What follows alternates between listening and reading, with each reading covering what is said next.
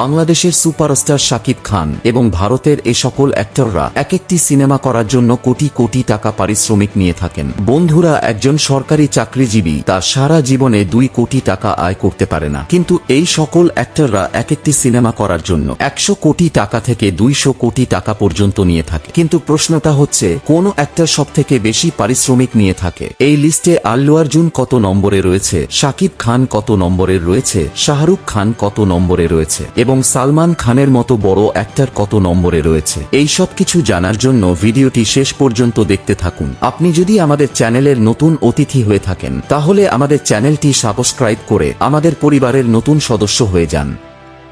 Number 11, Ajit Kumar. ভারতের সবথেকে বেশি পারিশ্রমিক পাওয়া নায়কদের মধ্যে অজিত কুমার থাকবে 11 নম্বর অবস্থানে। তিনি জন্মগ্রহণ করেছিলেন বাংলাদেশের যুদ্ধের সময়, মানে 1971 সালে। সেই হিসেবে 2025 সাল অনুযায়ী তার বর্তমান বয়স হচ্ছে 54 বছর। বর্তমান সময়ে তার মোট সম্পদের পরিমাণ 200 কোটি টাকা এবং তার শেষ সিনেমা তুনিবো সোশ্যাল মিডিয়াতে অনেক বেশি ভাইরাল হয়েছে। আর এই তুনিবো সিনেমাতে তার যে লোক রয়েছে, সেই লোক দেখে সবাই পাগল হয়ে গিয়েছিল। তার এই মুভিটি রিলিজ হয়েছিল 2023 সালে এবং বক্স অফিসে আয় করেছিল 200 কোটি টাকা। এটি অজিত কুমারের দ্বিতীয় সর্বোচ্চ আয়কারী সিনেমা। অজিত কুমার বর্তমানে এক একটি সিনেমা করার জন্য 100 কোটি টাকা পারিশ্রমিক নিয়ে থাকেন। 500 crores।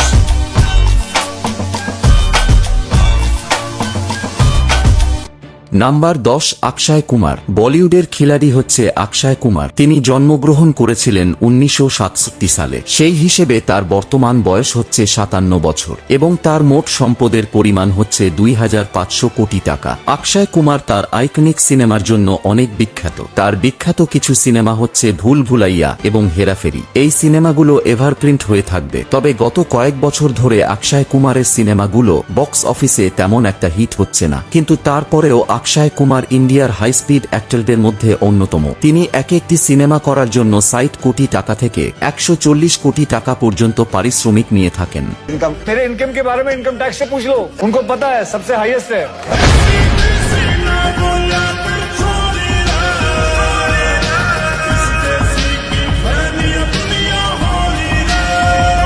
নাম্বার 9, আল্লু অর্জুন।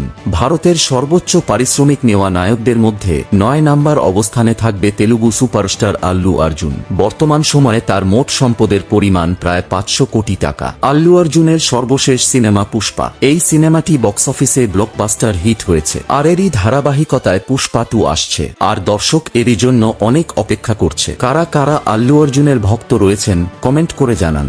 আল্লু অর্জুনের পুষ্পা সিনেমা বক্স অফিসে 370 কোটি টাকা আয় করে, আর এটি আল্লু অর্জুনের ক্যারিয়ারে সর্বোচ্চ আয়কারী সিনেমা। আর সেই সিনেমার আইকনিক ডায়লগ সোশ্যাল মিডিয়াতে তোলপাট করে দিয়েছে। একসময় সবার মুখে মুখে আল্লু অর্জুনের এই ডায়লগ চলত। তো যাই হোক, আল্লু অর্জুন এক একটি সিনেমা করার জন্য 100 কোটি টাকা থেকে 125 কোটি টাকা পারিশ্রমিক নিয়ে থাকেন। আল্লু অর্জুনের আরেকটি স্পেশালিটি হচ্ছে তার ডান্স। অনেকে আল্লু অর্জুন এর সাথে টাইগার শ্রফ আর ঋত্বিকের তুলনা দিয়ে থাকে, কিন্তু আল্লু অর্জুনের ডান্সের মধ্যে অন্যরকম একটি স্টাইল রয়েছে। मैं इधर किसी के फट्टे में टांग अड़ाने को नहीं आया, राज करने के लिए आया मैं, झुकेगा नहीं। নাম্বার 8, কিং খান শাকিব খান।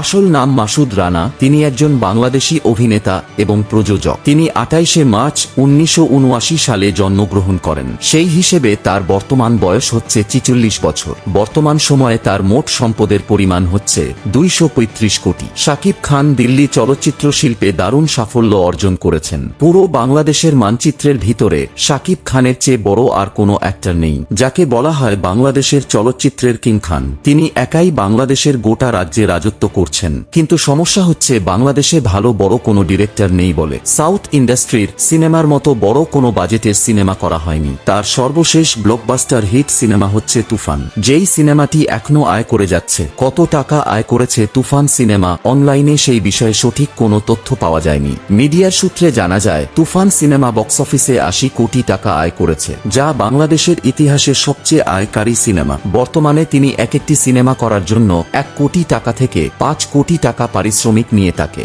কি চাও তুমি? पूरा देश।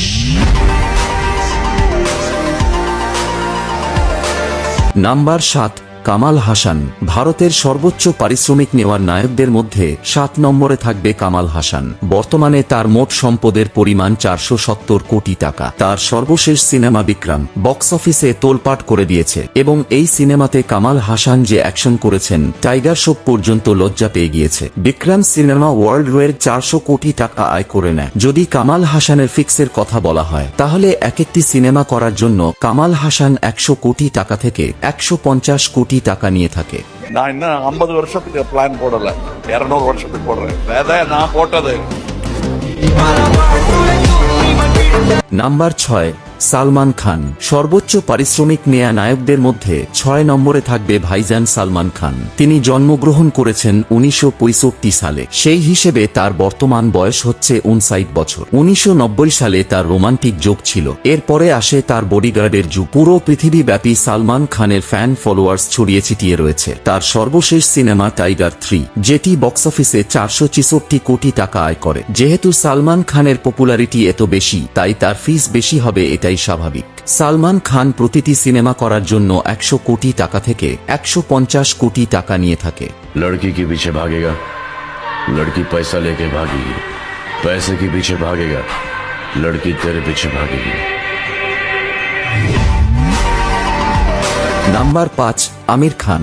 আমির খান তার সিনেমাতে ডেডিকেশন এবং পারফরমেন্সের জন্য অনেক বিখ্যাত। তাকে বলা হয় পারফেকশনিস্ট। বর্তমানে আমির খানের মোট সম্পদের পরিমাণ প্রায় 2000 কোটি টাকা। আমির খানের এমন কিছু সিনেমা রয়েছে যেগুলো আমরা সারা জীবনে ভুলতে পারবো না। এর মধ্যে রয়েছে পিকে সিনেমা এবং 3 ইডিয়েট সিনেমা। তার সর্বশেষে সিনেমার নাম হচ্ছে লাল সিং চাড্ডা। তবে বক্স অফিসে তার এই সিনেমাটি তেমন একটা হিট হয়নি। কিন্তু আমির খান যেহেতু বক্স অফিসের রাজা, তাই একটি সিনেমা করার জন্য আমির খান 100 কোটি টাকা থেকে 175 কোটি টাকা নিয়ে থাকে। ভারতের ইতিহাসে সর্বোচ্চ আয়কারী সিনেমার লিস্টে 3 থেকে 4টি সিনেমা আমির খানের রয়েছে।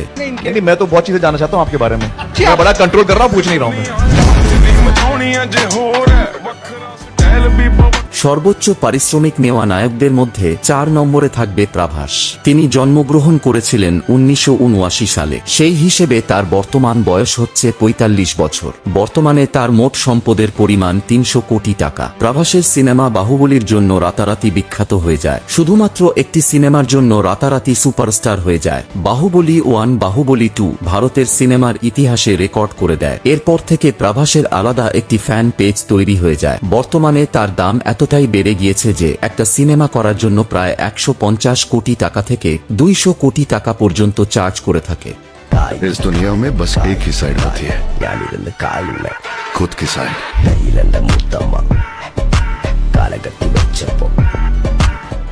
নাম্বার 3, থালাপতি বিজয়। তিনি জন্মগ্রহণ করেছেন 1974 সালে। সেই হিসেবে তার বর্তমান বয়স হচ্ছে 51 বছর। কিন্তু তাকে দেখে বোঝার উপায় নেই তার বয়স 51 হয়ে গিয়েছে। বর্তমান সময়ে তার মোট সম্পদের পরিমাণ 600 কোটি টাকা। বিজয় তার ক্যারিয়ার শুরু করেছিলেন একজন চাইল্ড অ্যাক্টর হিসেবে, কিন্তু বর্তমানে তিনি ভারতের সবথেকে সেরা অভিনেতাদের মধ্যে একজন। তার সর্বশেষ সিনেমা লিও বক্স অফিসে 612 কোটি টাকা আয় করে। এই সিনেমার ব্যাকগ্রাউন্ড মিউজিকগুলো ব্যাপক ভাবে ভাইরাল হয়। বর্তমানে বিজয় একজন দামি অ্যাক্টর। তিনি এক একটি সিনেমা করার জন্য 130 থেকে 200 কোটি টাকা পারিশ্রমিক নিয়ে থাকেন।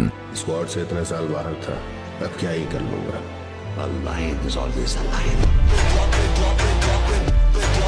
নাম্বার 2, রজনীকান্ত। তিনি জন্মগ্রহণ করেছেন 1950 সালে। সেই হিসেবে তার বর্তমান বয়স হচ্ছে 74 বছর। কিন্তু এখনো রজনীকান্ত যে পরিমাণে অ্যাকশন করে তাতেই ইয়ং অ্যাক্টররা লজ্জা পেয়ে যায়। বর্তমান সময়ে তার মোট সম্পদের পরিমাণ প্রায় 1000 কোটি টাকা। রজনীকান্তের সর্বশেষ সিনেমা জেইলার। এই সিনেমা বক্স অফিসে বিশাল হিট হয়। এমনকি সাউথ জেইলার সিনেমার জন্য সরকারিভাবে ছুটি দেওয়া হয়। তার মানে বুঝতেই পারছেন সাউথে রজনীকান্তের কত পাওয়ার চলে। বর্তমানে রজনীকান্ত এক একটি সিনেমা করার জন্য 150 থেকে 210 কোটি টাকা চার্জ করে থাকেন। जब ठोकना होता है तो मैं बात नहीं करता, बस ठोक देता।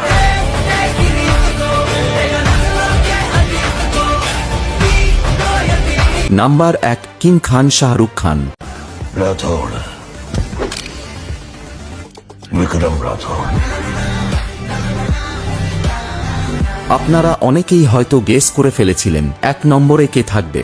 বর্তমানে তার মোট সম্পদের পরিমাণ হচ্ছে 10,397 কোটি টাকা। এই পরিমাণ সম্পদ নিয়ে পুরো পৃথিবীর সবথেকে ধনী অ্যাক্টর হচ্ছে শাহরুখ খান। আর এ কারণে শাহরুখ খানের আগে কই ভুল সাকতে হয় কেয়া 2023 সাল বলিউডের জন্য খুব খারাপ বছর ছিল, কিন্তু শাহরুখ খানে এসে সবকিছু উল্টে দেয়। শাহরুখ খানের পাঠান এবং জওয়ান বক্স অফিসে ব্লকবাস্টার হিট হয় এবং তার আরও একটি সিনেমা ডাঙ্কি বক্স অফিসে বড় আয় করে ফেলে। 1 বছরের মধ্যে তার 2টি সিনেমা 1000 কোটি টাকা ক্রস করে ফেলে। বর্তমানে শাহরুখ খান এক একটি সিনেমা করার জন্য 200 কোটি টাকা থেকে 250 কোটি টাকা চার্জ করে থাকেন। তবে শাহরুখ খান এখন বিভিন্ন সিনেমার জন্য পার্সেন্টেজ নিয়ে থাকেন, মানে সিনেমা লাভ হলে সিনেমার লাভের একটি অংশ ধরে নিয়ে থাকেন। তো যাই হোক, ভারতের সবথেকে দামি নায়ককে তো আপনারা দেখতে পেলেন। আপনার পছন্দের অ্যাক্টরকে, তার নাম কমেন্ট করে জানাবেন। আর ভিডিওটি ভালো লাগলে চ্যানেলটি সাবস্ক্রাইব করতে পারেন। ধন্যবাদ।